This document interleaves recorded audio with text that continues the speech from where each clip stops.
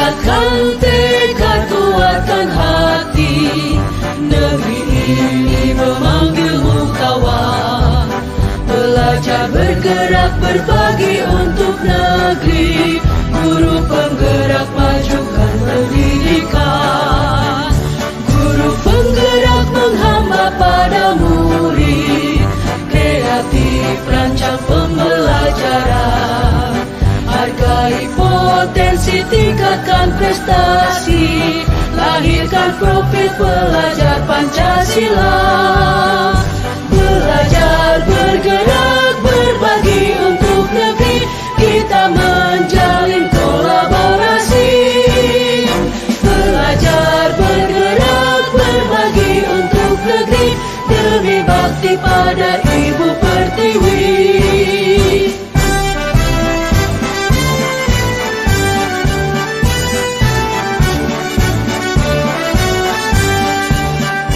Bulatkan tekad kuatkan hati, negeri ini memanggilmu kawan. Belajar bergerak berbagi untuk negeri, guru penggerak majukan pendidikan. Guru penggerak menghamba pada murid, kreatif rancang pembelajaran. Hargai potensi, tingkatkan prestasi, lahirkan profil pelajar Pancasila. Belajar bergerak berbagi untuk negeri, kita menjalin kolaborasi. Belajar bergerak berbagi untuk negeri, demi bakti pada Ibu Pertiwi.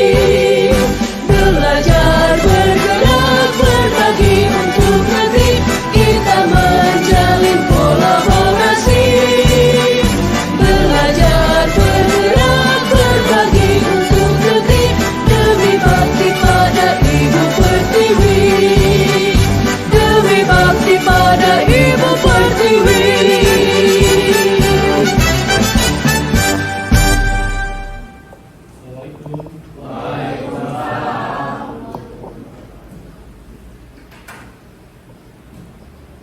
Selamat pagi. Selamat pagi. Sehat ya? Today we are going to learn about peraturan kelas, karena kita belum mempunyai peraturan kelas untuk belajar ke depannya biar lebih enak. Biar sayanya enak, kaliannya pun enak. Biar sama-sama enak, kita bikin kesepakatan kelas seperti apa yang akan kita lakukan beberapa bulan ke depan, atau mungkin selamanya selama pembelajaran saya. Biar saya enak, kalian pun enak, pembelajarannya bisa lebih enak, biar bisa lebih efektif, biar bisa lebih kondusif. Jadi kita akan membuat peraturan kelas. Peraturan kelas yang ingin kalian terapkan itu di kelas seperti apa. Kita bikin sebuah kesepakatan supaya nanti pembelajarannya lebih kondusif. Biar semangat dulu. Kita main games dulu. Ikutin apa yang saya sebutkan, bukan yang saya lakukan.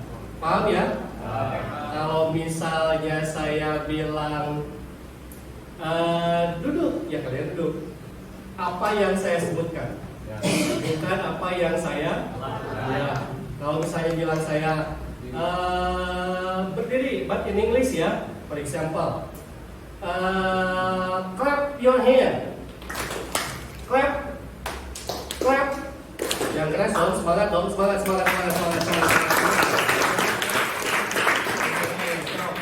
If I say clap, just clap your hand. Clap, clap, clap, clap, clap, clap, clap.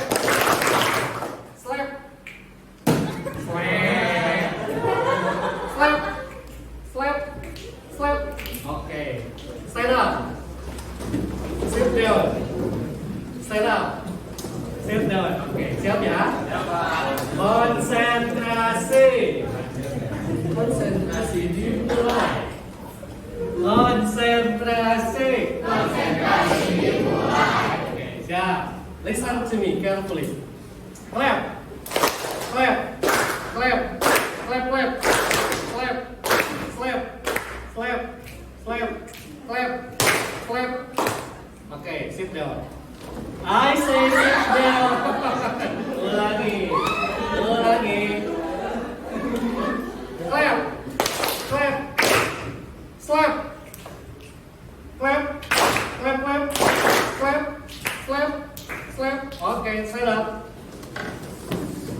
Good.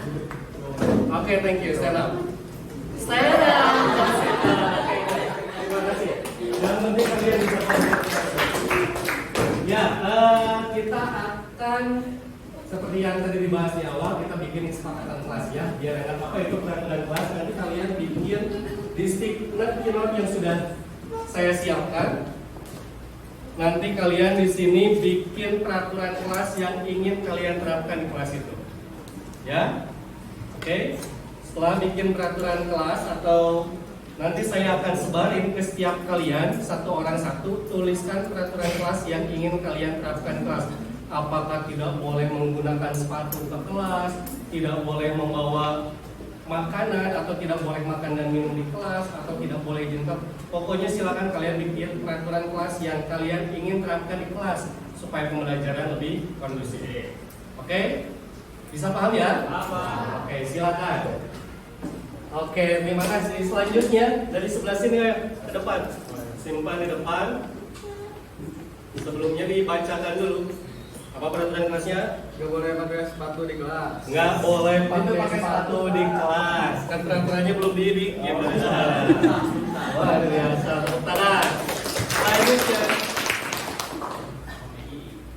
Tidak membuang sampah sembarangan di kelas. Tidak membuang sampah sembarangan. Mumpung belum ada aturan, silakan buang sampah. Nanti setelah disepakati nggak boleh. Salah apa? Nggak apa-apa.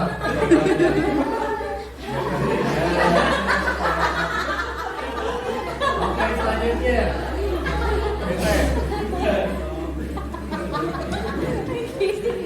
Apa peraturan kelasnya? Tidak boleh membuang sampah di kolong meja. Tidak boleh membuang sampah di kolong meja. Oke, selanjutnya. Ini apa ini Maggie? Ini Maggie apa ini?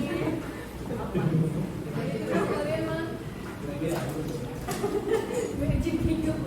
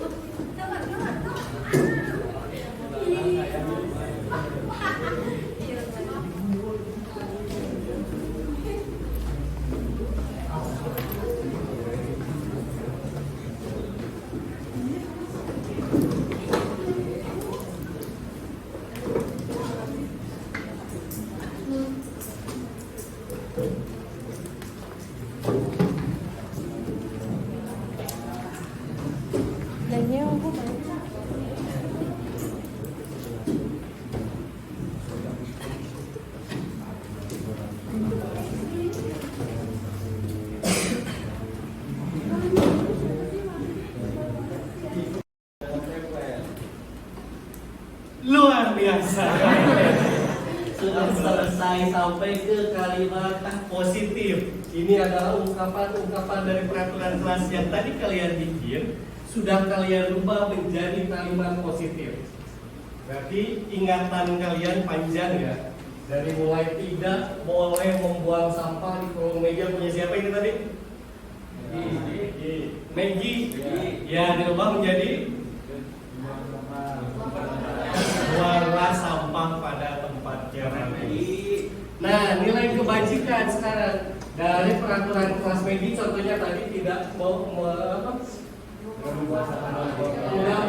sampah di bawah kolong meja atau tidak membuang sampah di dalam kelas, dirubah menjadi kalimat positif, membuang sampah pada tempatnya. Maggie harus membuat nilai kebajikan dari kalimat tersebut. Kalau membuang sampah pada tempatnya, nilai kebajikannya apa? Disiplin, nilai kebajikan itu ada disiplin. Ada apa lagi? Kebersihan, ada tanggung jawab. Ada apa lagi? Ada banyak lah pokoknya. Ada disiplin, ada tanggung jawab, ada banyak dan lain sebagainya. Pokoknya yang kalian bikin tadi di peraturan kelas yang menjadikan kalimat positif, tentukan itu masuk ke dalam nilai kebajikan apa? Disiplin kah, tanggung jawab kah, atau apa menurut kalian? Ya. Setelah itu, setelah dirubah menjadi nilai kebajikan, kalian tentukan kalimat tampak dan tidak tampaknya. Contoh misalnya, tampaknya menyapa guru, tidak tampaknya berarti acuh kepada guru. Tampaknya membuang sampah ke tempatnya, tidak tampaknya. Nah, kalimat-kalimat yang tadi kalian bikin dari peraturan kelas rubah menjadi kalimat positif sudah, terus nilai kebajikan, terus tentukan mana yang tampak dan tidak tampak.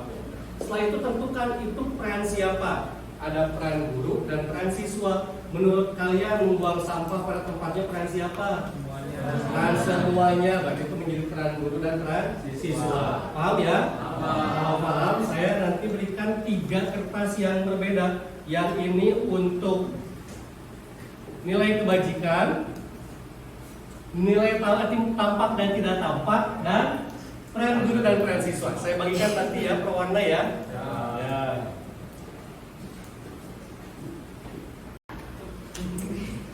Terima kasih, kalian sudah selesai semuanya. Masih semangat? Semangat. Kita tunjukkan semangatnya dengan template semanda. Kalau Bapak bilang semanda, kalian jawab? Luar biasa. Siapa kita? Indonesia. Untuk tetap menjaga semangat, untuk tetap menjaga kekompakan. Siapa kita? Indonesia. Siapa kita? Indonesia. Siapa kita? Indonesia. Jabar. Juara. Jabar. Juara. Purwakarta. Istimewa. Semanda. Luar biasa.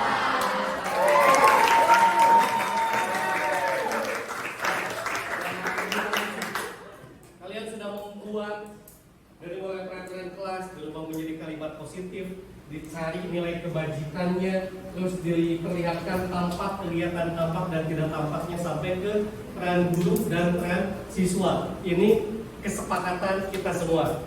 Jadi kalau misalnya nanti ada yang melanggar kesepakatan kelas, kita lihat nih apa yang dilanggarnya, kita perbaiki bareng-bareng. Kita cari solusinya sama-sama. Terima kasih untuk hari ini. Mudah-mudahan kesepakatan kelas ini bisa kita penuhi semuanya. Nanti akan kita buatkan poster, kita tempel di kelas yang gede. Kalau bisa di print menggunakan ukuran baliho yang gede sekalian, biar ketahuan sama semuanya. Oke, terima kasih dari saya. Pantun dari saya, Haji Ateng bawa kayu. Thank you. Terima kasih. Assalamualaikum warahmatullahi wabarakatuh. Waalaikumsalam. Sehat nih? Berapa? Ya, duduk nih. Lagi ada kegiatan nih kelas? Nggak ada apa? Nggak ada. Ya, Lagi pelajaran apa? fisika. Fisika. Udah izin sama gurunya? Udah Pak. Tahu kenapa kamu ada di sini hari ini? Enggak. Enggak. Kemarin tuh dapat info, katanya kamu kabur di jam mata pelajaran. Betul? Betul Pak. Kenapa? Bosan Pak. Senang di luar. Senang-senang bosan. Ya, Pokok paham ketika kalian bosan, terus pengen senang-senang, pasti banyak cara yang ingin kalian lakukan. Kira-kira yang kamu lakukan itu benar nggak? Salah. Kira-kira ada cara yang lain nggak untuk menghilangkan rasa bosan atau untuk bersenang-senang tanpa harus keluar dari kelas? Ada Pak. Apa? Ada juga. Terus, Belajar.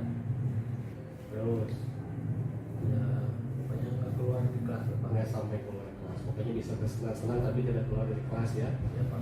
Bisa ngobrol sama teman-teman ya. Rugi nggak kamu ketika kamu kemarin kabur dari kelas? Rugi. Apa aja kerugian yang kamu dapatkan kemarin? Apa diapakan sama gurunya? Terus Bikin sendiri. ya merugikan diri sendiri. merugikan guru gitu ya. Iyalah, terus apa lagi? merugikan orang tua, Merugikan orang tua juga. Waktu rugi nggak? waktu itu Pak. Rugi waktu orang lain belajar, kita lebih tua ya. Ya, Kira-kira keyakinan kelas apa yang sudah dilanggar? melanggar ya itu Pak, lolos di jam pelajaran. Lolos, jadi disiplin. Ya, Keyakinan kelas yang kedisiplinan ya yang sudah kamu langgar ya. disiplin. Jadi tidak disiplin. Padahal itu sudah kita sepakati ya dulu ya. Ya, Tidak apa-apa tidak bisa melakukan kamu juga karena memang kondisi dalam keadaan bosan di kelas, tapi ada banyak cara untuk menghilangkan rasa bosan sama ingin bersenang-senang dengan teman. Kedepannya kira-kira karena kamu sudah paham apa yang kamu lakukan, terus kerugian apa yang kamu dapatkan, terus pelanggaran keyakinan kelas apa yang kamu langgar, kira-kira kedepannya kamu akan seperti apa? perbaiki diri Pak, Memperbaiki diri dengan cara jangan bolos lagi, harus lebih rajin lagi, disiplin. jadi kedepannya bisa jadi lebih baik ya. Ya Pak. Banggakan orang tua kamu, banggakan guru kamu, banggakan diri sendiri dengan menunjukkan nama baik sendiri dan nama baik sekolah. Oke, Ya Pak. mudah-mudahan kedepannya bisa lebih baik ya. Ya Pak. Sok, silakan mulai mas. Kasih ya. Buku Pak. Salam. Assalamualaikum Pak. Waalaikumsalam. Sehat yuk. Sehat Pak, alhamdulillah. Ya. Pelajaran siapa di kelas? Informatika Pak. Informatika. Siapa gurunya? Pak Ogi. Pak Uki. Ada gurunya? Ada Pak. Ada izin tapi. Kamu tahu kenapa dipanggil sini? Tahu Pak. Apa coba? Saya memukul orang Pak. Siapa? Gading Pak. Gading. Ya. Oke. Kenapa memukul Gading? Bisa diceritakan kalau mau bisa. Saya lagi jajan Pak. Terus ada Gading teriak-teriakin nama orang tua saya Pak. Ngejek nama Iya, orang tua kamu. mengejek orang tua saya Pak. Terus Terus saya dekatin Gading Pak. Terus pukul Pak. dipukul. Iya. Kencang mukulnya. Itu Pak. Kencang. Jadi kamu melakukan hal tersebut karena mempertahankan diri ya, Ya, mempertahankan harga diri Iya. dengan cara tersebut. Baik, saya paham kenapa kamu sampai melakukan itu karena kamu ingin mempertahankan diri. Tapi saya tidak akan menyalahkan kamu juga. Hari ini kita sama-sama cari solusi biar baik untuk semuanya. Menurut kamu dengan cara memukul Gading itu tindakan yang tepat tidak?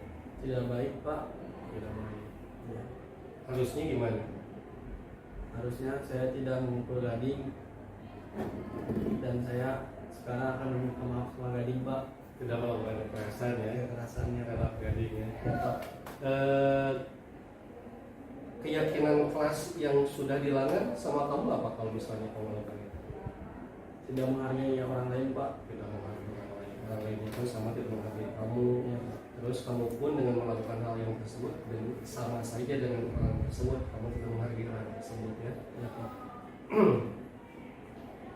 Kalau misalnya kamu sudah paham bahwa kamu tidak menghargai orang lain, terus kamu sudah mengakui bahwa tindakan kamu kurang tepat, kedepannya rencana kamu apa? Saya tidak akan mengulangi lagi Pak. Dan saya juga tidak akan kayak memukul lagi Pak. Kalau misalnya ada yang mengejek, tidak akan Memukul lagi Pak. melakukan tindakan yang agresif ya. Ya Pak. Cukup didatengin, ditanya kenapa, diajak ngobrol baik-baik ya. Ya Pak. Mudah-mudahan kedepannya bisa lebih baik ya. Ya Pak. Tetap semangat belajar dan tidak diulangi lagi hal-hal yang kurang baik Ya Pak. ya. Selamat baik kelas. Terima kasih ya. Ya. Assalamualaikum Pak. Waalaikumsalam. Oke, menurut kalian penanganan kasus yang seperti barusan gimana? Bagus Pak. Lebih Terbuka juga Pak. lebih terbuka. Ya Pak. Ding, Ya lebih kayak ngobrol lagi Pak. jadi lebih nyaman ya. Ya. Emang pernah punya kasus Ding? Kenapa? Pernah. Penanganannya kayak gimana? Ya gini kayak tadi. Sama juga kayak barusan. Jadi sebenarnya udah dilaksanakan ya setelah ini ya. Ya Pak. Mudah-mudahan nanti penanganan kasus kedepannya pun mudah-mudahan kalian tidak bermasalah. Ya Pak. Ada kasus di sekolah, kesannya gimana? Pesan-pesan yang mau kalian sampaikan dengan penanganan kasus seperti ini? Ya tetap kayak gini aja Bapak, ngobrol kayak gitu biar anak sekolah juga Pak, murid kerja juga biar terbuka ceritanya, emang benar-benar gak ngebohong gitu Pak. Terbuka ya semua ya. Iya Pak. Ya, terima kasih. Selamat kelas. Terima ya. Ya Pak. Assalamualaikum Pak. Bismillahirrahmanirrahim. Assalamualaikum warahmatullahi wabarakatuh. Selamat siang Bapak Ibu semua. Terima kasih saya ucapkan atas kehadiran Bapak Ibu semuanya yang berkenan hadir dalam acara pemaparan diseminasi budaya positif. Sebelumnya akan saya buka dengan sebuah quote dari berkebangsaan Jerman yang sudah lama tidak pernah digunakan, dan hari ini akan saya gunakan. Quotes-nya kurang lebih seperti ini. You don't use your mind, but it uses you. Bahwa kita semua tidak pernah menggunakan pikiran kita, tapi kita yang digunakan oleh pikiran kita. Kita yang dikuasai oleh pikiran kita. Sebentar kita kosongkan pikiran, saya akan memberikan sebuah sugesti positif kepada Bapak Ibu semua. Ini akan membuktikan bahwa pikiran itu menguasai kita, bukan kita yang menguasai pikiran. Bahwa selama hidup ini ternyata Bapak Ibu semua itu dikuasai oleh pikiran-pikiran yang Bapak pikirkan, itu mau negatif thinking ataupun positive thinking. Saya akan memberikan sebuah sugesti kepada Bapak Ibu untuk mengontrol pikiran Bapak Ibu atau Ibu yang dikontrol oleh pikiran Bapak Ibu. Silakan kosongkan pikirannya. Siang hari ini, di siang hari ini, pikirkan, bayangkan Bapak Ibu sedang membelah lemon asam sekali. Dibelah, dibuka, terus dimakan lemonnya. Apa yang Bapak Ibu rasakan? Apa yang Bapak Ibu rasakan? Asam. Keluar air liur nggak? Karena Ibu membayangkan itu, maka keluar air liur itu membuktikan bahwa pikiran kita menguasai diri kita. Atau contoh yang lain misalnya, ketika kita nonton film horor, apakah kita dituntut badan kita untuk nggak bidik-bidik ketika nonton film horor? Tidak. Tapi pas waktu kita nonton film horor, aktivitas atau kegiatan-kegiatan atau scene-scene yang horor, dengan secara tidak langsung kita langsung ketakutan. Padahal kita tidak meminta badan kita untuk nggak bidik-bidik, untuk menutup mata, itu membuktikan bahwa kita dikontrol oleh pikiran. Contoh yang lain misalnya, tempoh hari pernah ada kecelakaan, bukan kita yang kecelakaan, orang lain, stuck, kepalanya pecah. Ibu merasakan. Padahal kita tidak mengontrol diri kita atau kita tidak memerintahkan diri kita untuk bergerak seperti itu, tapi pikiran yang mengontrol diri untuk itu. Makanya mulai dari sekarang, mari kita ubah, hack our mind, masukkan positif, pikiran-pikiran positif kepada pikiran kita, supaya kita bisa lebih mengontrol semuanya. Nah, hari ini kita akan belajar tentang diseminasi atau budaya positif. Bisa dibantu Bu Suci untuk topik bahasan yang akan kita bahas hari ini itu adalah teori kontrol, disiplin positif dan nilai-nilai kebajikan universal, teori motivasi hukuman, konsekuensi dan restitusi, keyakinan kelas, kebutuhan dasar manusia, 5 posisi kontrol dan segitiga restitusi. Oke, sekarang kita coba lagi. Angkat tangan Bapak Ibu semua yang sebelah kanan, kepalkan tangannya. Saya minta bagaimana caranya teman yang ada di sebelah Bapak atau Ibu bisa membuka kepalan tangannya dengan cara apapun. Dan Bapak Ibu yang diminta untuk membuka kepalan tangannya, bagaimana caranya supaya tidak bisa membuka kepalan tangan Bapak Ibu? Coba dicoba Bapak Ibu. Saya soal pandangan. Gimana caranya supaya kepalan ini bisa dibuka? Coba pasang, buka kepalan tangan Bu Yani. Gimana caranya supaya bisa terbuka? Bujuk, mau dibujuk kah? Atau mau takut-takuti atau mau di apalah terserah dia kepala tangan Uyani kebuka. Coba. Harus ada yang sampai bisa kebuka tangannya. Harus sampai ada yang bisa kebuka tangannya.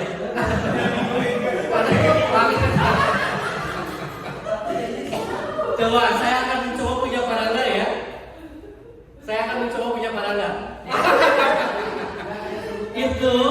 Itu membuktikan coba punya saya paranda buka. Nah, ini membuktikan siapa yang kita kontrol. Saya yang mengontrol Bapak Ibu, rekan-rekan Bapak Ibu yang mengontrol Bapak Ibu, atau Bapak Ibu yang mengontrol rekan-rekan. Ini membuktikan bahwa kita ada di posisi mana. Yang pertama, tadi apakah Anda atau B membuka kepala tangan Anda? Masa buka kepala tangannya dikasih apa? Oh iya benar. Kalau nggak bukain dengan kunjungan atau dengan pura-pura lemah, akhirnya dibukalah tangannya. Terus apakah Anda atau B menutup kepala tangan Anda? Mengapa apa alasan Anda atau B tetap menutup kepala tangan Anda? Tadi Pak Asep membuka kepala tangannya karena Bu Yani berpikir atau membujuk atau meminta tolong kepada Pak Asep supaya membuka botol aquanya. Dalam kegiatan ini sesungguhnya siapa yang memegang kendali atau kontrol untuk membuka atau menutup kepala tangan. Di kegiatan yang tadi itu membuktikan siapa yang menjadi pengontrol, siapa yang dikontrol. Ya Bapak Ibu ya. Selanjutnya Bu Suci. Ini adalah teori kontrol ilusi guru mengontrol murid. Ilusi bahwa semua penguatan positif, efektif dan bermanfaat. Dan ilusi bahwa kritik dan membuat orang merasa bersalah dapat menguatkan karakter, serta ilusi bahwa orang dewasa memiliki hak untuk memaksa. Dari ilusi teori kontrol ini tidak ada seorang pun yang dapat mengontrol orang kecuali diri sendiri. Makanya kembalikan ke tadi ke quote yang di awal, use your mind. Jangan pikiran yang menguasai kita, tapi kita yang harus menguasai pikiran. Jangan sampai kita dikontrol oleh orang lain. Kalau saya pernah memberikan quotes kepada teman-teman saya, lebih baik menjadi kepala ikan teri daripada menjadi ekor ikan hiu. Ketika kita menjadi ekor ikan hiu, kita akan dikontrol oleh kepala ikan hiu meskipun namanya hiu.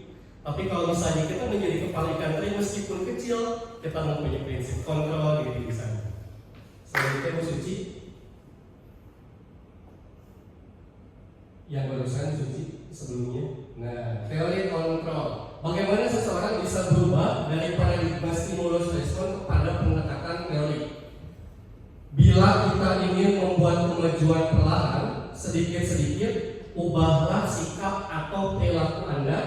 Namun bila kita ingin memperbaiki cara-cara utama kita, maka kita perlu mengubah kerangka acuan kita. Ubahlah bagaimana Anda melihat dunia, bagaimana Anda berpikir tentang manusia, ubahlah paradigma, skema pemahaman dan penjelasan aspek-aspek tertentu tentang realistis. Tanamkan pikiran-pikiran positif, berikan kontrol yang baik untuk teman kita, untuk lawan bicara, untuk murid-murid kita. Jangan sampai kita yang dikontrol oleh orang lain. Itu teori kontrol. Selanjutnya Bu Suci. Ini teori kontrol yang membedakan antara stimulus respon dan teori kontrol. Yang pertama ada realitas kita, kebutuhan sama, kita mempunyai kebutuhan yang sama, itu stimulus respon. Sedangkan dalam teori kontrol tidak berlaku statement seperti itu. Dalam teori kontrol itu memiliki statement realitas kita berbeda atau kebutuhan kita berbeda. Kalau stimulus respon berpikiran bahwa kita itu sama. Dalam teori kontrol kita itu berbeda. Selanjutnya semua orang melihat yang sama dalam stimulus respon, sedangkan dalam teori kontrol setiap orang memiliki gambaran yang berbeda. Terus kita mencoba mengubah orang agar berpandangan sama dengan kita. Ini mencoba memaksakan orang lain. Sedangkan dalam teori kontrol semua kita berusaha memahami pandangan orang lain. Jadi jangan pernah memaksakan diri kita untuk masuk atau untuk memaksakan mereka keluar masuk ke dalam kita. Tapi harus berusaha memahami pandangan orang lain. Meskipun pada akhirnya nanti orang lain yang memaksakan kita, yang penting kita mencoba untuk menjadi pengontrol yang baik. Perilaku buruk dilihat sebagai suatu kesalahan, itu stimulus respon. Sedangkan dalam teori kontrol, semua perilaku memiliki tujuan. Saya ingat ungkapan salah satu teman saya, siapapun, dimanapun, kapanpun, itu adalah sumber belajar. Semuanya memiliki tujuan. Apapun yang kita lakukan hari ini, itu adalah sumber belajar. Bapak Ibu hadir di sini, saya, itu adalah sumber belajar. Selanjutnya ada orang lain bisa mengontrol saya, itu stimulus respon. Sedangkan teori kontrolnya hanya ada yang bisa mengontrol diri Anda. Hanya kita yang bisa mengontrol diri Anda supaya tidak salah. Tadi kembalikan ke quotient tadi, supaya kontrolnya tidak salah. Saya bisa mengontrol orang lain, ini stimulus respon. Teori kontrolnya Anda tidak bisa mengontrol orang lain. Terus pemaksaan ada pada saat bujukan gagal. Sedangkan teori kontrol, kolaborasi dan konsensus menciptakan pilihan-pilihan baru. Adanya tadi ketika Bapak Ibu mencoba membuka kepalan teman Bapak Ibu, ada yang membujuk, ada yang memaksa, padahal berkolaborasi bisa. Supaya dua-duanya tetap bertahan atau dua-duanya bisa membuka kepalanya. Terakhir, ada model berpikir menang atau kalah. Ini win-lose solution, itu yang stimulus respon. Tapi untuk yang teori kontrol, win-win solution. Model berpikir menang-menang, tidak ada yang merugikan. Selanjutnya, usuci. Disiplin positif. Dalam budaya kita, makna kata disiplin itu dimaknai menjadi sesuatu yang dilakukan seseorang pada orang lain untuk mendapatkan kepatuhan. Kita cenderung menghubungkan kata disiplin dengan ketidaknyamanan. Setuju nggak Bapak Ibu? Bahwa disiplin itu sesuatu yang tidak nyaman. Ketika Bapak Ibu terikat dengan sebuah aturan, nyaman tidak? Datang harus pagi-pagi kena kimo. Sebelum jam 3:30 nggak bisa pulang kena kimo juga. Aturan. Nyaman tidak? Nyaman nggak? Nyaman tidak? Jangan ada keterpaksaan, itu adalah sebuah aturan atau apa? Merasa disiplin dengan kimo? Tidak. Nyaman dengan kimo? Oke, mudah-mudahan bisa tersampaikan. Kedisiplinan itu akan membuat kita menjadi tidak nyaman. Padahal menurut Bapak pendidikan kita, Ki Hajar Dewantara menyatakan bahwa di mana ada kemerdekaan, disitulah harus ada disiplin yang kuat. Ketika Bapak Ibu merasa merdeka, Bapak Ibu sudah berada di satu sistem, itu Bapak Ibu harus merasa merdeka. Bapak Ibu harus mulai mencoba menanamkan disiplin positif. Jadikan kebudayaan Kimo itu adalah kebudayaan kemerdekaan, supaya ada self disiplin, supaya ada disiplin positif, tidak tertekan, tidak mau dipuji sama kepala sekolah, tidak mau terlihat orang lain. Kita harus berkaca pada sahabat Nabi, wise up corny, dipandang sama penduduk langit tapi tidak dikenal sama penduduk bumi. Itu disiplin sana. Selanjutnya, di mana ada kemerdekaan, disitu harus ada disiplin yang kuat. Sungguh pun disiplin itu bersifat self disiplin, yaitu kita sendiri yang mewajibkan kita dengan sekeras-kerasnya, tetapi itu sama saja. Sebab jikalau kita tidak cakap melakukan self disiplin, wajiblah penguasa lain mendisiplinkan diri kita. Betul, tadi ketika kita tidak bisa mendisiplinkan diri, maka kimob yang bertindak. Ketika kita tidak bisa menggunakan kimob sendiri, kepala sekolah yang bertindak. Tapi hari ini kita yang mengontrol kepala sekolah, Pak, belum absen. Itu yang salah. Tapi itu bisa menjadi sebuah kolaborasi yang baik sebetulnya kalau komunikasinya terjadi dengan baik. Terima kasih, lanjut Bu Susi. Intinya mah harus disiplin ya. Selanjutnya ada menurut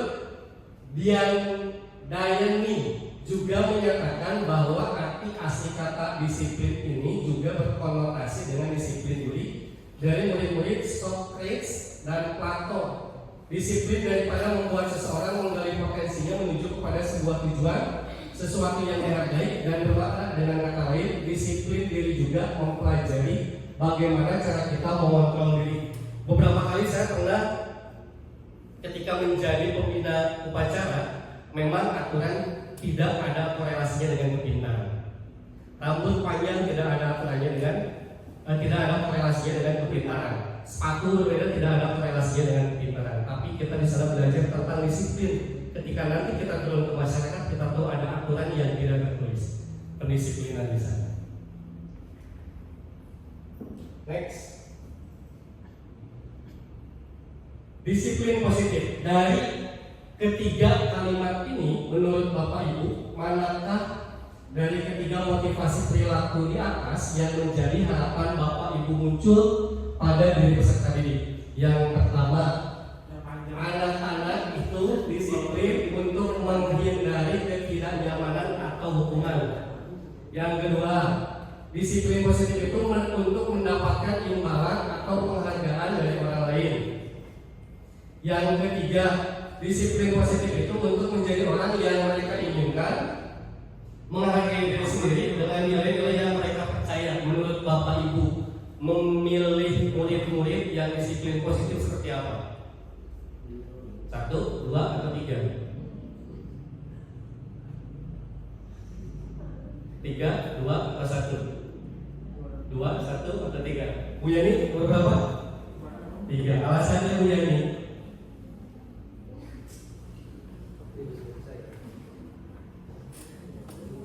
Alasannya mendisiplinkan siswa ya.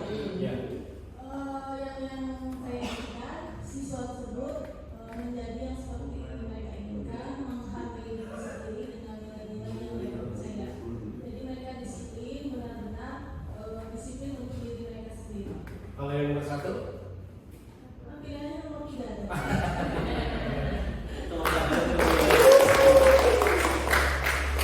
Pasep ada pasep? Pasep yang nomor 3, nomor 1 lah, biar ada alasannya.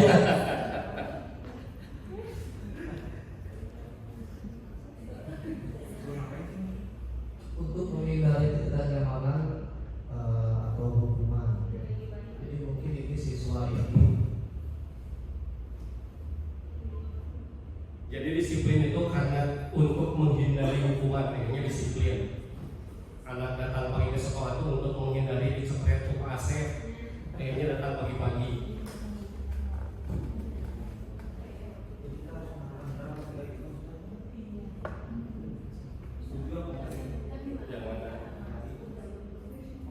Yang mana? Ya. Disiplin positif.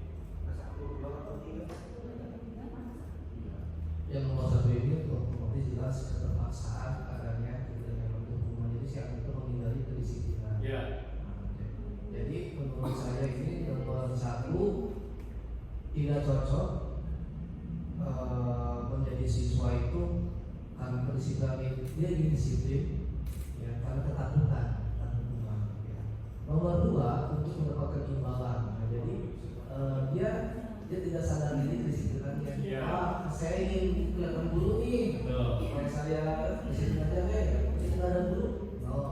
Biar nggak ketika nggak ada reward kan. Atau siswanya kalau aku punya pendek, aku kan dikasih reward lah. Berarti mereka tidak ikhlas, tidak sadar diri akan disiplin di sekolah. Nah yang nomor 3 ini ya kalau saya ini yang paling bagus sih. Yang paling pas gitu ya. Ya, yang ideal sebagai pelajar. Karena pelajar itu harus kita juga orang yang belajar di sekolah. Untuk menjadi orang yang kayak gitu, kita dulu yang harus benar-benar.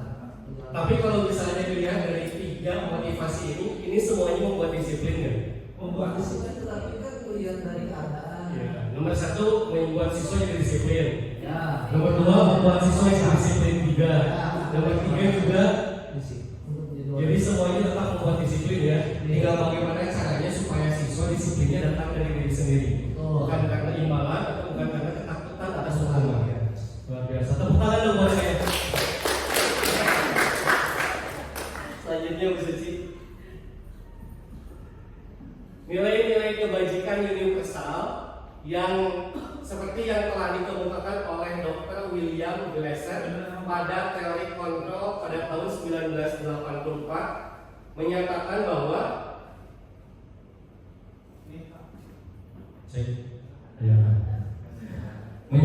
bahwa setiap perbuatan memiliki suatu tujuan dan selanjutnya dari dosen pada tahun 98 mengemukakan bahwa dengan mengaitkan nilai-nilai kebijakan yang diyakini, kebajikan yang diyakini seseorang, maka motivasi intrinsik intrinsik-intrinsik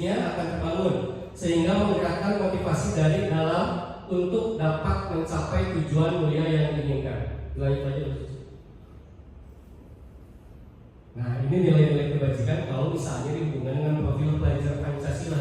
Yang pertama, beriman, bertakwa kepada Tuhan dan berakhlak mulia, berketuhanan, nilai berketuhanan untuk disiplin positif dengan nilai-nilai kebajikan universal. Ada mandiri, bernalar kritis, kreatif, bergotong royong, berkebinekaan global disatukan dalam sebuah profil pelajar Pancasila.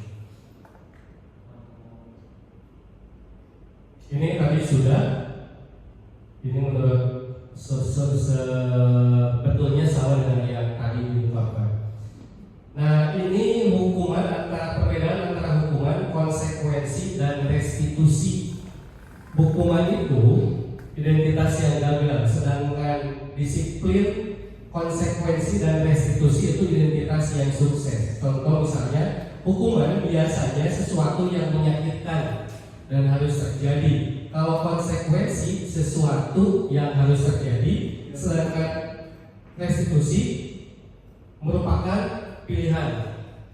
Terus ada tidak nyaman untuk murid kalau hukuman, sedangkan konsekuensi tidak nyaman untuk murid tapi untuk jangka waktu yang pendek, atau hukuman untuk jangka waktu yang panjang. Restitusi menguatkan untuk murid atau anak dalam jangka waktu yang panjang. Hukuman itu membuat korban mendapat keadilan, sedangkan konsekuensi membuat korban bisa diabaikan, sedangkan restitusi membuat korban mendapatkan ganti. Hukuman itu terlalu bisa langsung menjudge kepada pelaku atau bisa memberikan kepada korban. Kita tidak menggali apa yang motif yang dilakukan oleh pelaku. Sedangkan konsekuensi, kita merasa menjadi teman dengan si pelaku. Bila pelaku bisa menceritakan tapi tidak seutuhnya, pelaku merasa terlindungi juga. Sedangkan restitusi, kita menggali identitasnya dulu. Terus apalagi Bu Suci? Menggali identitas. Restitusi itu validasi tindakan. Terus keyakinan. Yang satu menggali identitas. Yang kedua Validasi tindakan. validasi tindakan. Yang ketiga keyakinan kelas. Lanjut. Ada nanti contohnya. Untuk hukuman ada negatif, bisa menjadi negatif, sedangkan disiplin atau konsekuensi netral dan hasilnya untuk restitusi positif. Selanjutnya, belum. Ada contoh yang barusan. Untuk hukuman itu model paksaan, sedangkan untuk konsekuensi itu stimulus respon yang tadi di awal, karena tabel di awal. Selanjutnya untuk restitusi itu menjadi teori kontrol. Lanjut, Bu Suci. Ini masih contoh-contohnya kejadian-kejadian atau dampak-dampak apabila kita melakukan hukuman, melakukan konsekuensi, dan melakukan segitiga restitusi. Nah, jadi kedepannya dalam menghadapi siswa bermasalah, dalam menghadapi siswa, alangkah baiknya menggunakan segitiga restitusi. Gali dulu identitasnya, terus membuat apa tadi? Validasi tindakan sama keyakinan kelas. Itu mungkin Bapak Ibu. Terima kasih atas perhatiannya. Selanjutnya akan dilanjutkan oleh Bu Suci. Kepada Bu Suci, saya persilakan.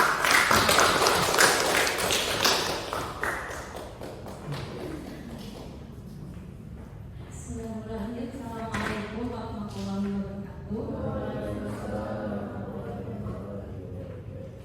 Bapak Ibu, izin melanjutkan dari penyampaian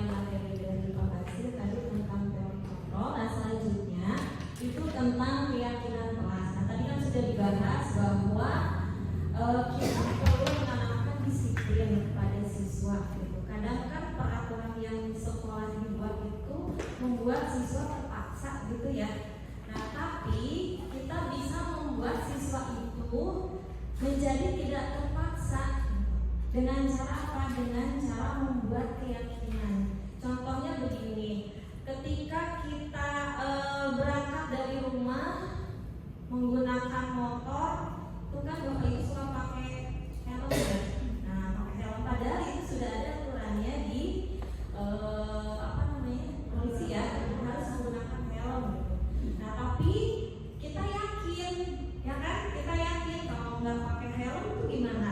Ya kan? Kalau misalkan sesuatu yang tidak diinginkan terjadi, amit-amit gitu ya. Nah, tapi kalau pakai helm kan kita yakin kepala kita akan terlindungi. Nah, berarti kan itu ada dalam diri kita, gitu. Kita yakin. Nah, kemudian contoh yang lainnya pada saat kemarin tuh, pada saat COVID, kan pemerintah membuat peraturan pakai masker, gitu kan, seolah-olah memaksa.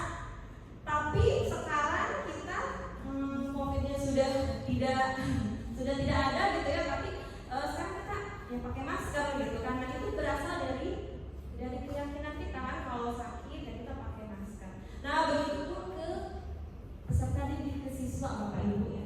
Jadi kita membuat keyakinan kelas. Nah, untuk apa gitu? Tentunya supaya bisa mendisiplinkan siswa itu. Nah, selanjutnya keyakinan kelas itu apa sih? Apa bedanya dengan peraturan? Nah, kalau keyakinan itu lebih bersifat abstrak daripada peraturan ya, lebih rinci dan konkret. Kemudian keyakinan kelas itu berupa pernyataan-pernyataan yang universal. Sebentar lagi kan kita memasuki tahun ajaran baru, semester baru. Nah, ini sangat cocok sekali untuk kita membuat keyakinan-keyakinan di kelas gitu ya. Peraturan itu kita buat peraturan dulu. Dari peraturan itu kita ubah ke keyakinan kelas. Itu untuk apa? Supaya anak-anak itu jadi lebih yakin. Kalau misalkan seperti ini, kalau misalnya kelasnya bersih gitu kan, anak-anak yakin kita akan sehat gitu kan. Kemudian kalau yakin tidak mengambil barang punya temannya gitu ya, berarti anak-anak itu yakin kalau kita tuh harus saling menghargai gitu dengan sesama teman gitu kan ya.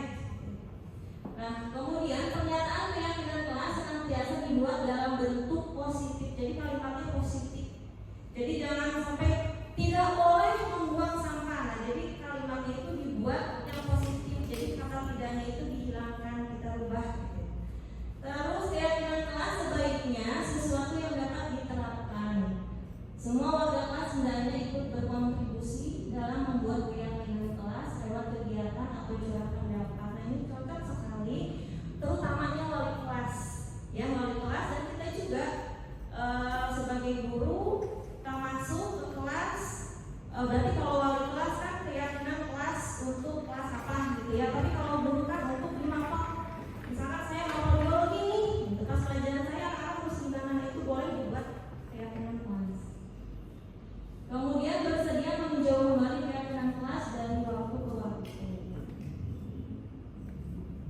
Nah, ini contoh proses pembuatan keyakinan kelas. Itu kebetulan kemarin saya gitu sudah melakukan praktek pembuatan keyakinan kelas beserta anak-anak. Jadi yang pertamanya kita buat peraturan dulu, karena kan anak-anak mungkin tidak langsung tahu ya keyakinan kelas itu kalimatnya seperti apa. Jadi yang mereka inginkan itu ya kalimat berupa perintah gitu, kalimat yang jangan berisik misalnya, atau jangan membuang sampah sembarangan, jangan mengambil pulpen punya teman. Nah, ternyata memang kalimatnya kata-katanya seperti itu dari anak-anak. Makanya ini kalimat peraturan nih, dibuat peraturan kelas. Kemudian, nah yang peraturan kelas itu dirubah jadi kalimat positif.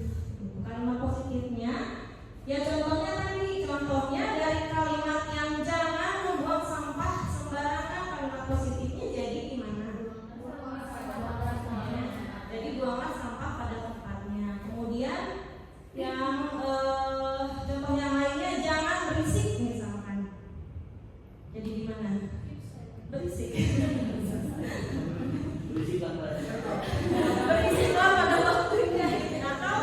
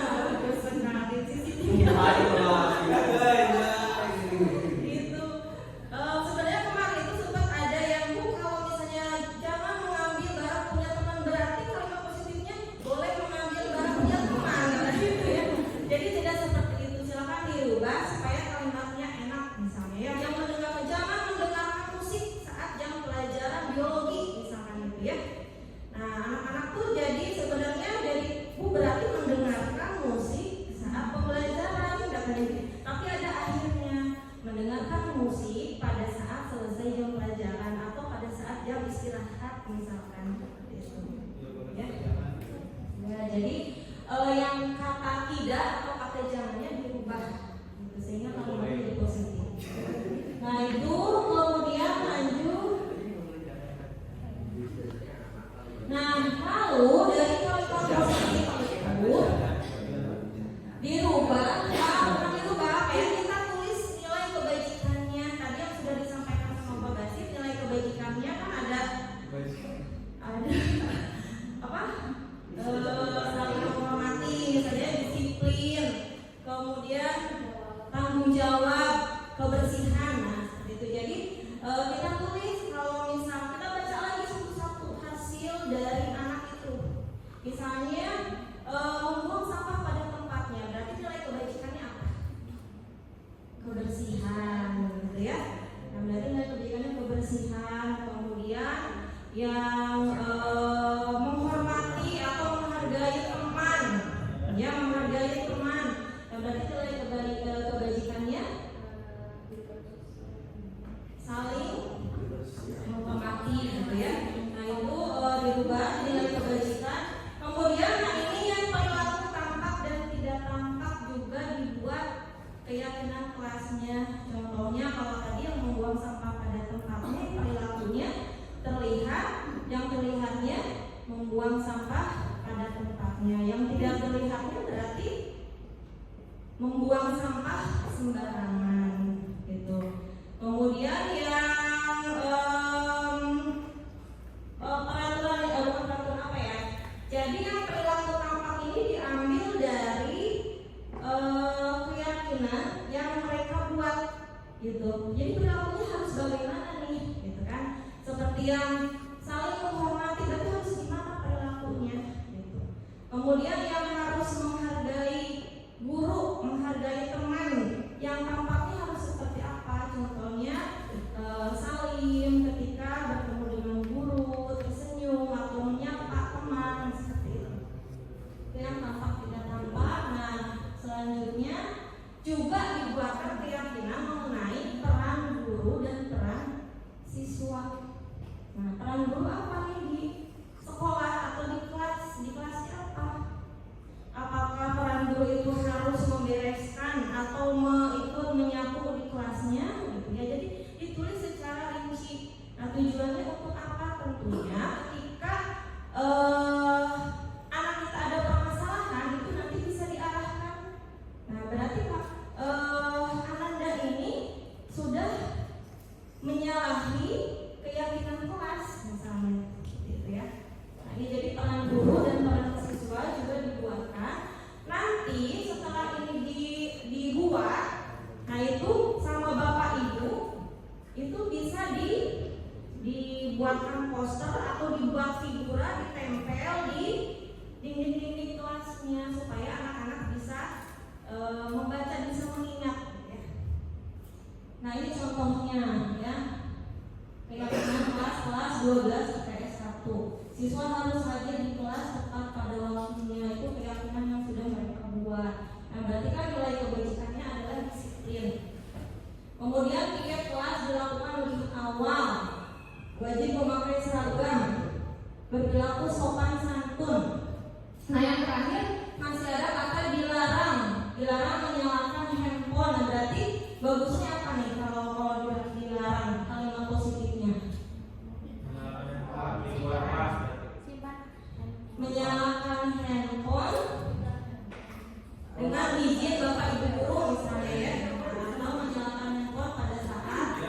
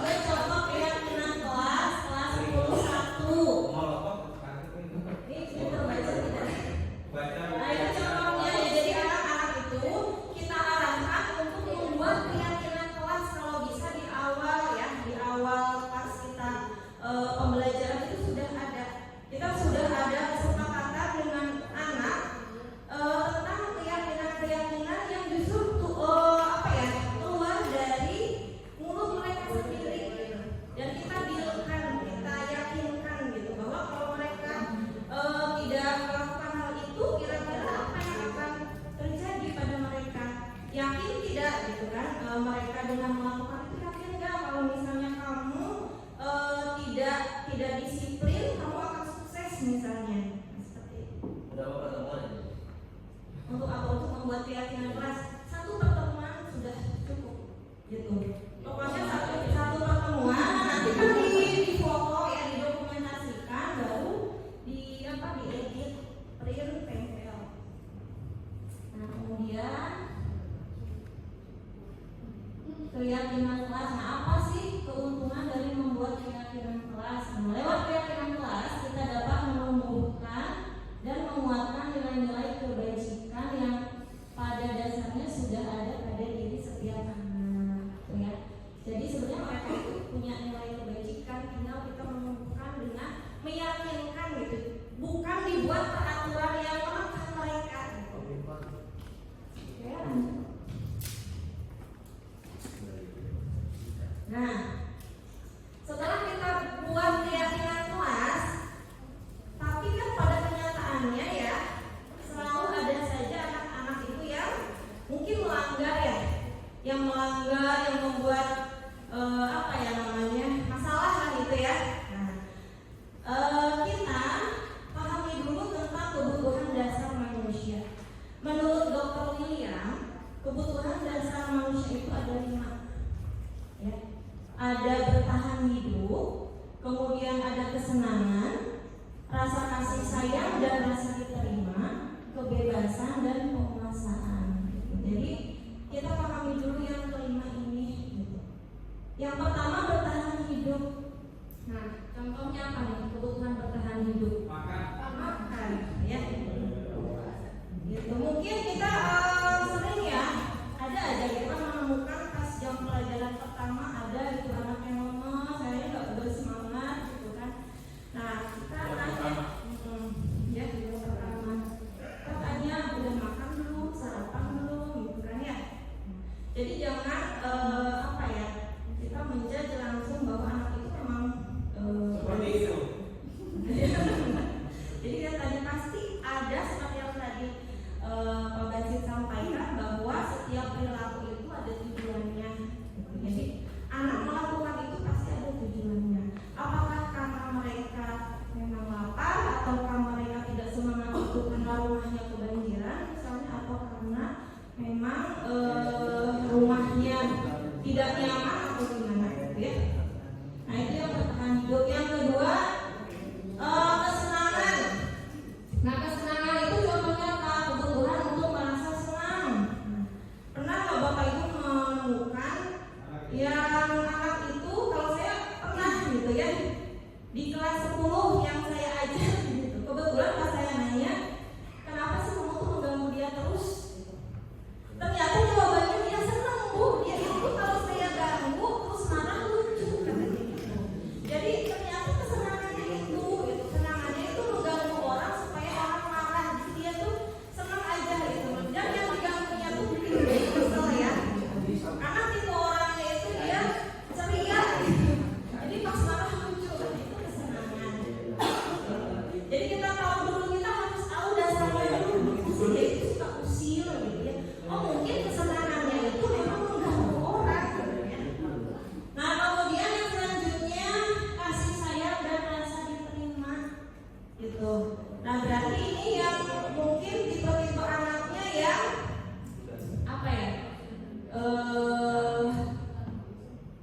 haus akan rasa kasih sayang, sehingga ketika dia tidak dikasihi, tidak disayangi oleh teman-temannya, oleh gurunya, dia merasa diem aja, kemudian memisahkan dirinya gitu kan, karena dia merasa tidak disayang gitu sama teman-temannya, tidak dibutuhkan atau tidak diterima, sehingga dia menyendiri, gak bisa kolaborasi. Berarti dia membutuhkan itu.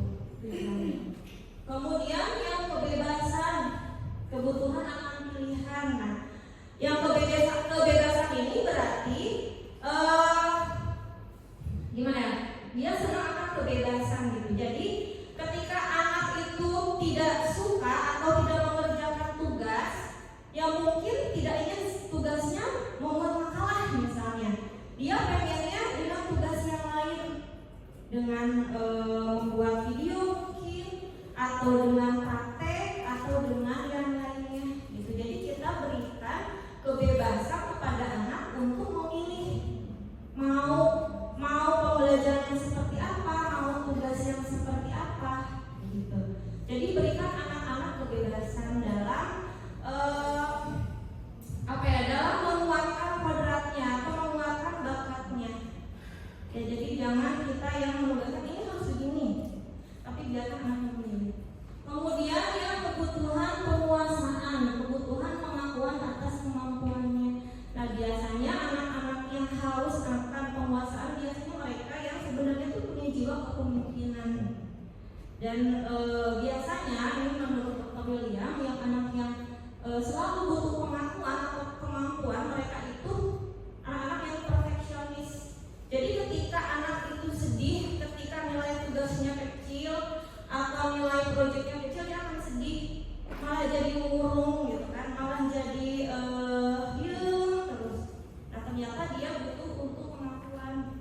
Berarti kita harus mengangkat gitu ya, meyakinkan bahwa supaya anak itu bisa memperbaiki. Nah, seperti itu.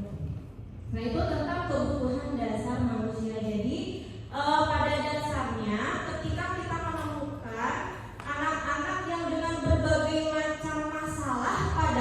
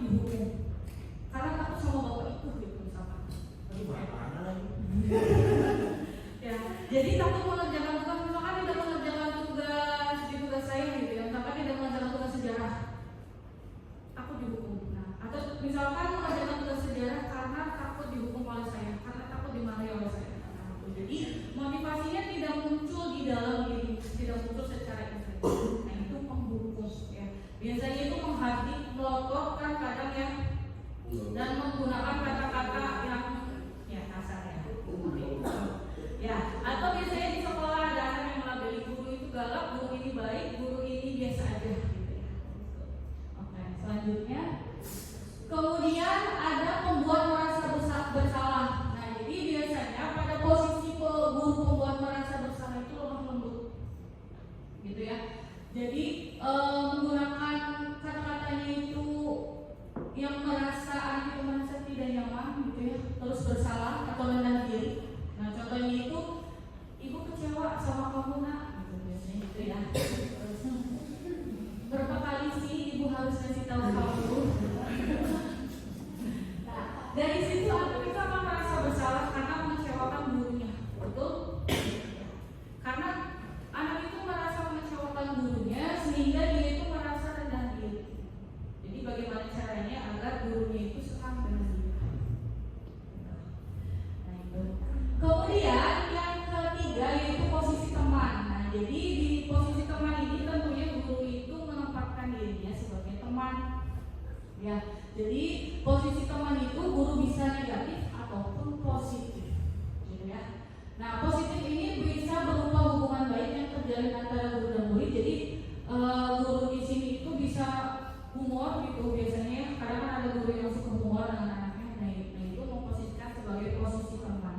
Contoh kata-katanya itu, ayo bantu ibu gitu ya, atau ayo bantu bapak gitu. Terus ingat gak itu kalau ibu tuh selama ini ngajarin kamu gitu. Ingat gak sih ibu tuh selalu ngingetin kamu, ngasih tahu kamu gitu. Nah, itu posisi teman. Jadi hasilnya itu nanti murid akan merasa senang di sini atau akrab gitu dengan guru. Nah, ini tuh termasuk dampak positifnya. Nah, jadi kalau dampak negatifnya itu nanti tergantung pada guru tersebut. Kalau ada masalah biasanya kita akan mengandalkan guru tersebut, ya, karena merasa guru tersebut sudah bisa menjadi temannya, gitu. Terus akibatnya ini itu berbuat sesuatu bilang dulu adalah guru tersebut. Jadi itu ya. Jadi tadi bahwa ketika memang anak itu merasa guru itu sebagai teman, maka anak itu akan lebih mengandalkan guru tersebut. Selanjutnya, yang selanjutnya yaitu keempat, posisi pemantau. Nah, di mana posisi pemantau itu berada pada posisi mengawasi ya. Jadi pada saat kita mengawasi atau kita bertanggung jawab atas perilaku orang-orang yang kita awasi, nah posisi pemantau itu berdasarkan peraturan-peraturan berkonsekuensi. Jadi menggunakan sanksi atau konsekuensi. Gitu ya. Contohnya di sini itu kata-katanya misalkan peraturan apa yang telah kamu lakukan. Jadi biasanya itu menanyakan terlebih dahulu sebetulnya. Gitu. Kemudian hasilnya itu jadi murid itu lebih memahami konsekuensi yang harus dijalankan karena telah melanggar salah satu peraturan. Jadi bukan hukuman ya, gitu. Karena dipantau oleh gurunya. Nanti saya jelaskan di segitiga diskusi. Kemudian yang kelima itu posisi manajer. Nah, di posisi terakhir ini posisi manajer, di mana posisi guru itu berbuat sesuatu bersama dengan murid, mempersilahkan murid mempertanggungjawabkan perilakunya, kemudian mendukung murid agar dapat menemukan solusi atas permasalahannya sendiri. Jadi seorang manajer itu telah memiliki keterampilan di posisi teman maupun pemantau. Ya, jadi tadi bisa jadi teman ataupun bisa jadi pemantau, tapi bukan sebagai penghukum. Jadi tidak menghardik gitu ya. Jadi tidak menjudgment si anak tersebut. Nah, contohnya itu kata-katanya itu nanti kembalikan lagi kepada keyakinan kelas apa yang kita yakini, gitu ya. Karena kan tadi di awal kita bikin dulu tuh keyakinan kelas. Keyakinan kelas itu kan hal-hal yang memang diyakini oleh anak-anak. Ketika anak-anak meyakini hal tersebut, maka mereka itu akan muncul motivasi di dalam dirinya. Ya. Misalkan mereka meyakini bahwa kelas yang bersih itu nanti membuat nyaman, otomatis mereka itu akan melaksanakan piket dengan sukarela tanpa kita suruh gitu ya. Nah, kemudian jadi tugas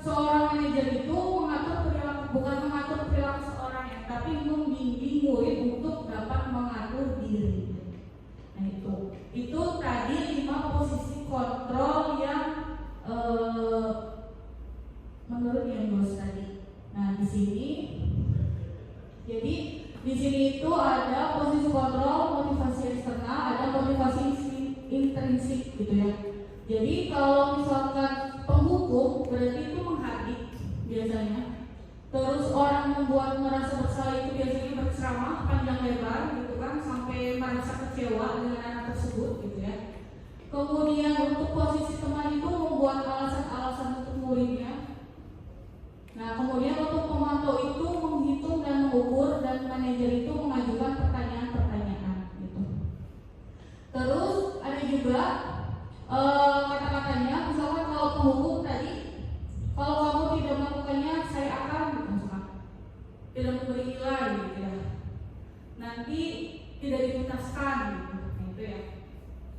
Kemudian kalau membuat orang merasa bersalah itu, kamu sudah mengecewakan bapak ibu ya, kamu ngecewain bapak gitu, kamu mengecewakan ibu.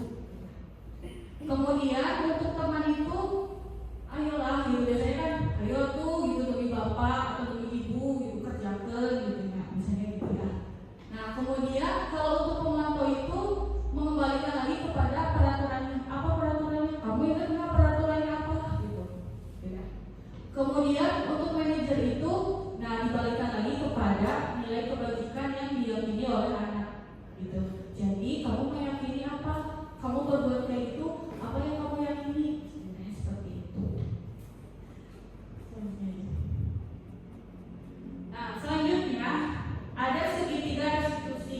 Di sini segitiga restitusi itu yang saya pelajari itu berdasarkan sebetulnya memang tadi itu materi-materinya banyak sekali tentang psikologi. Jadi memang ternyata setelah saya mempelajari segitiga restitusi ini, maksudnya ternyata segitiga restitusi ini bukan hanya bisa dipelajari oleh DK saja gitu, tapi kita sebagai guru juga harus bisa melakukannya. Nah jadi segitiga restitusi itu merupakan salah satu cara memperbaiki diri untuk mewujudkan disiplin diri. Terus segitiga restitusi adalah proses menciptakan kondisi bagi murid untuk memperbaiki kesalahannya sehingga karakter mereka lebih kuat ketika kembali pada kelompoknya. Jadi kalau dalam segitiga restitusi ini itu ada langkah-langkahnya ya Bapak Ibu. Jadi ketika misalkan kita menghadapi permasalahan anak itu, kita itu tidak langsung menjudge-nya, tapi melakukan beberapa langkah-langkahnya.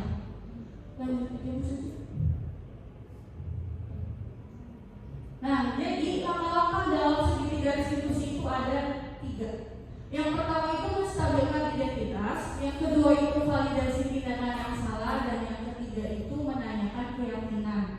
Nah, teori kontrolnya itu kita semua akan melakukan hal yang terbaik yang bisa kita lakukan. Terus untuk validasi tindakan yang salah itu semua perilaku memiliki alasan. Kita menanyakan alasannya mengapa anak tersebut melakukan hal tersebut. Kemudian kita semua memiliki motivasi internal.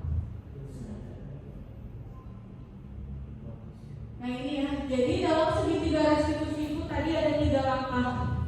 Jadi ketika misalkan kita menghadapi suatu permasalahan kita panggil tuh biasanya. Kita panggil terlebih dahulu kan ya.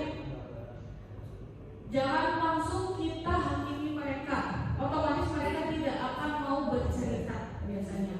Jadi hal yang pertama kita lakukan itu menstabilkan identitas.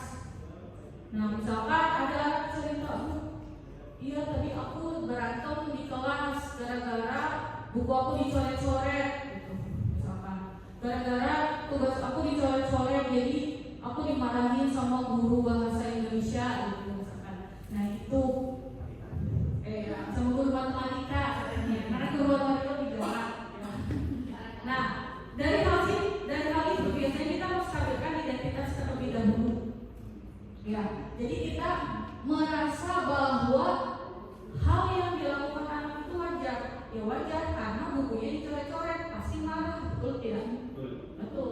Jadi kita menstabilkan identitas terlebih dahulu bahwa hal yang dia lakukan ketika bukunya dicoret-coret itu pasti marah.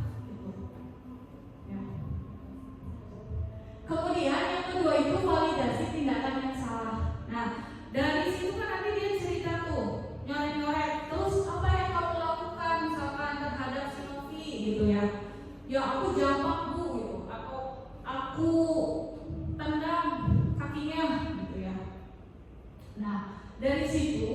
kita validasi tindakan dia itu salah, tapi bukan langsung nggak boleh kayak gitu, bla bla bla bla bla gitu ya.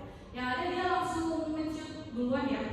Biasanya kita ngomong, kamu tentu punya alasan ya melakukan kayak gitu ya. Coba alasan kamu kenapa melakukan kayak gitu. Atau misalkan, ya kan tadi balik lagi ya. Jadi karena aku tuh kesel bu, bla bla bla. Jadi cerita panjang lebar kan. Biasanya kan kalau kita hakimi terlebih dahulu, mereka nggak akan mau cerita kan ya. Alot gitu ya, biasanya nanti mereka tuh malah si ibu tuh udah mikirnya deh, ibu mah nyalahinnya aku gitu. Jadi nggak mau cerita terlebih dahulu. Jadi biasanya kita validasi dulu. Iya benar kamu itu, iya kamu pasti marah, bukunya dicoret-coret gitu ya. Terus ketika dia misalkan ngomong, ya udah saya tendang aja gitu, atau saya jambak aja rambutnya Novi. Iya nggak apa-apa, pasti semua orang itu pernah melakukan kesalahan gitu ya. Jadi validasi tindakan salah, ternyata tindakan itu salah, tapi it's okay karena dia kesal dengan Novi gitu misalkan. Nah kemudian yang ketiga itu kembalikan lagi menanyakan keyakinan kelas. Coba kita udah buat keyakinan kelas nih, apa yang kamu yakini misalkan. Terus kata dia, saya meyakini harus saling menghargai sesama teman. Oke, kalau saling menghargai sesama teman, apakah tindakan kamu menghargai teman?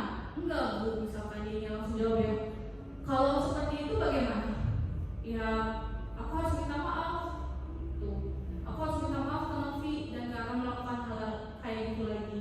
Nah, oke, dari situ anak sudah bisa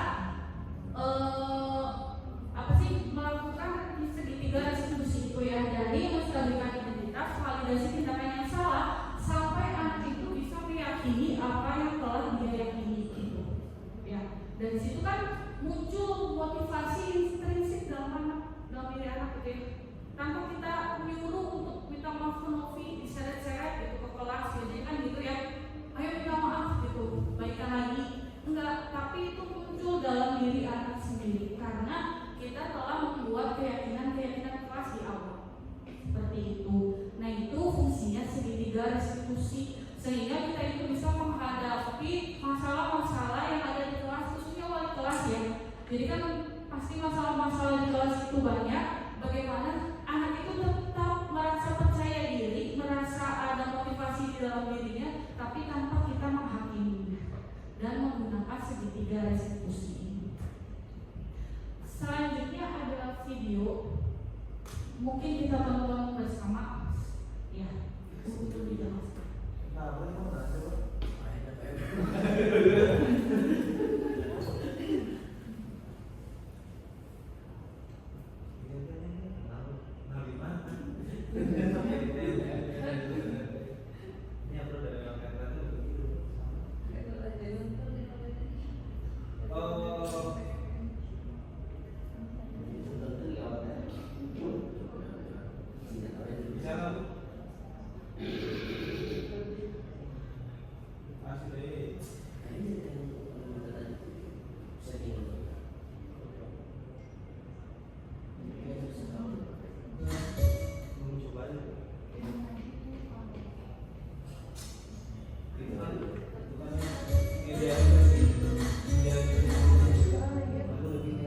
Salam dan bahagia Ibu dan Bapak guru hebat. Pada video kali ini kita akan membahas tentang salah satu program disiplin positif yang diterapkan di lingkungan sekolah yang dikenal dengan nama restitusi.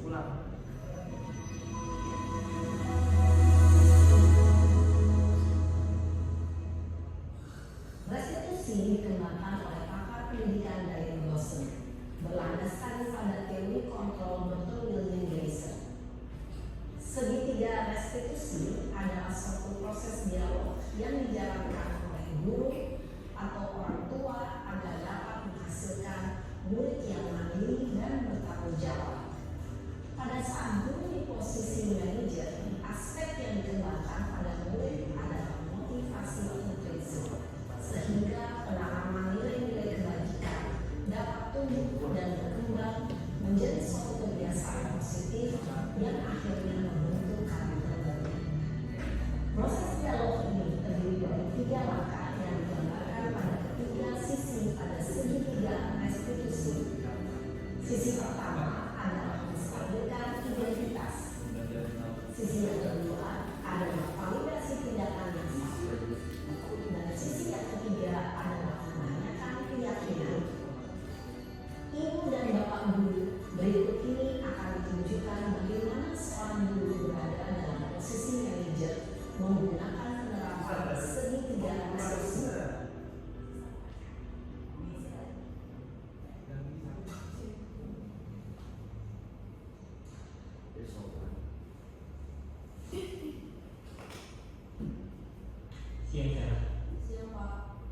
Sudah lama nggak ketemu saya? Ada ya. Kesel pak, kesel banget. Masa aku dikatain tukang fitnah pak? Ya aku marah lah. Aku balik katain mereka di depan kelas. Kesel banget. Oh begitu. Ya pasti kamu marah dan kesal. Bapak juga akan marah apabila ada yang menuduh Bapak seperti itu. Kemudian pada saat itu kamu mau melakukan apa? Ya saya langsung makain mereka lah pak. Kesel banget. Saya bentak-bentak dia depan teman-teman lain. Oh begitu. Pasti kamu melakukan seperti itu karena suatu alasan tertentu, kan? Iya lah, masa saya diam saja pak. Ya saya ada diri lah. Masa saya jadi tukang fitnah? Ya, mempertahankan harga diri itu sesuatu yang penting buat kamu. Untung kamu tidak bertindak lebih gegabah lagi, hanya membentak-bentak. Iya pak. Untung saya masih bersabar dan hanya membentak saja. Sudah gemes padahal saya pasti bela diri lah. Ya pasti ya. Tapi kamu memilih untuk tetap bertahan dan bersabar. Kamu memilih untuk tidak berbuat lebih parah lagi, kan? Iya. Nah, sekarang coba kita lihat lagi tindakan kamu yang bentak-bentak Eka di kelas. Tindakan kamu itu kira-kira sesuai dengan keyakinan kelas atau prinsip kamu tidak? Enggak lah pak. Capek pak jadi pemarah. Jadi keyakinan atau prinsip mana yang kurang sesuai dengan keinginan kamu? Ya saya sebenarnya sangat menghargai orang lain. Mungkin saat itu saya menjadi emosi. Jadi tidak menginginkan itu. Kamu meyakini tidak? Menghargai orang lain itu penting buat kamu. Yakinlah pak. Iya, setuju. Kita harus saling menghargai. Namun ada juga keyakinan yang kita sepakati yang perlu kita jalankan apabila kita sedang marah, kan? Ya saya bisa lebih proaktif. Mulai dengan diri sendiri. Saya bisa jadi lebih bersabar, mengambil waktu jeda untuk berpikir mau apa selanjutnya. Kira-kira kamu bersedia memperbaiki masalah ini tidak? Sedia pak. Kalau kamu memperbaiki masalah ini, kamu akan menjadi orang seperti apa? Saya akan menjadi orang yang bertanggung jawab kali ya pak. Dan senantiasa proaktif. Iya, menurut kamu bagaimana rasanya menjadi orang seperti itu? Ya nyaman lah. Bangga bisa bersabar dan menahan diri. Baiklah kalau begitu. Yuk kita pikirkan bagaimana memperbaiki masalah ini.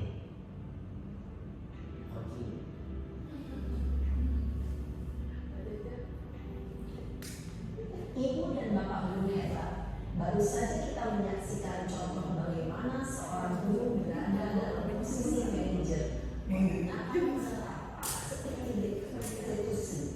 Mari kita bahas satu persatu. Pada sisi pertama, menstabilkan identitas berdasarkan pada prinsip bahwa membuat kesalahan adalah bagian dari proses pembelajaran. Sisi pertama dari segitiga ini berperan menggeser identitas murid dari identitas gagal ke identitas sukses. Murid yang sedang bertingkah laku yang tidak pantas atau menarik diri saat itu sedang mengalami identitas gagal. Bila kita menelitinya, maka posisinya tidak akan berubah. Kita bisa mengajukan pernyataan-pernyataan ini. 1. Membuat kesalahan sesuatu yang tidak. 2. Manusia tidak ada yang sempurna. 3. Kita bisa memperbaiki masalah ini. 4. Saya tidak menanyakan kesalahannya. Saya lebih fokus bagaimana memperbaiki masalah ini. 5. Apakah saat ini kamu telah menjadi orang yang baik untuk dirimu sendiri? Pada sisi kedua, validasi tindakan yang salah berlandaskan pada prinsip bahwa setiap perilaku berupaya memenuhi suatu kebutuhan tertentu. Guru yang telah memahami teori kontrol akan bergeser dari pemikiran stimulus respon menjadi proaktif dan mencoba untuk mengenali tujuan dari perilaku murid, mengenali dan mengakui kebutuhan murid ini dapat memperbaiki hubungan dengan murid tersebut. Pernyataan atau pertanyaan bisa disampaikan dengan nada suara tidak menghakimi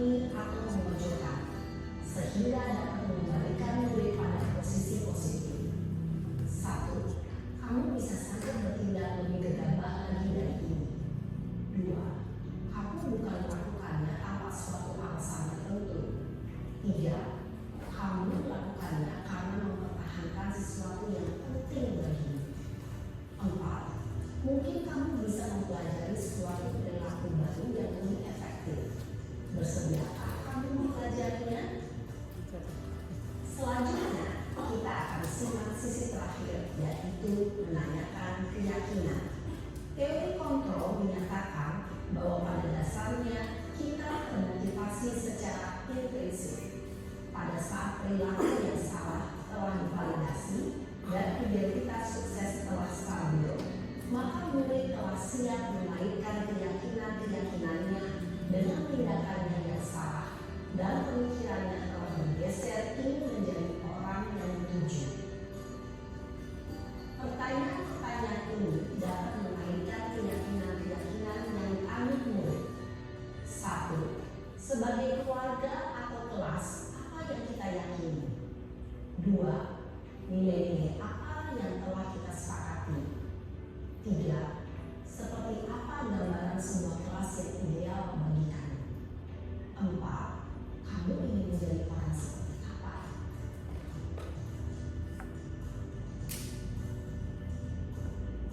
Dalam menerapkan segitiga restitusi, perlu diperhatikan beberapa hal, yaitu 1. Perilaku yang salah perlu dikaitkan dengan nilai-nilai atau keyakinan-keyakinan yang telah disepakati atau dituju. 2. Kesediaan orang yang melakukan kesalahan untuk memperbaiki masalah. 3. Pemecahan masalah sebisa mungkin relevan atau memiliki hubungan dengan masalah yang ada. 4. Usaha. Perlu adanya suatu usaha perbaikan dari pihak yang berbuat kesalahan. 5. Waktu. Perlu didedikasikan waktu dari pihak yang berbuat kesalahan. Tanyakan kapan akan mulai dilakukan usaha untuk memperbaiki masalah. Dengan memahami struktur penerapan segitiga restitusi, diharapkan guru dapat menerapkan posisinya sebagai manajer dengan mengajukan pertanyaan-pertanyaan bermakna yang dapat membuat murid menjadi lebih percaya diri, bertanggung jawab, dan mandiri. Nah, ibu bapak guru perlu tidaknya mengikuti ketiga tahapan dalam segitiga restitusi bergantung pada ringan beratnya suatu permasalahan. Misalnya, bila permasalahan tersebut ringan, maka tidak perlu dijalankan secara berurutan. Bahkan bisa sekedar menanyakan apa keyakinan yang kita sepakati. Dengan menjalankan segitiga restitusi, dengan mengajukan pertanyaan-pertanyaan bermakna, diharapkan murid menjadi lebih kuat secara pribadi, dapat membuka wawasan murid agar dapat menyelesaikan permasalahannya sendiri, semakin percaya diri, mandiri, dan merdeka. Salam dan bahagia, ibu bapak guru hebat.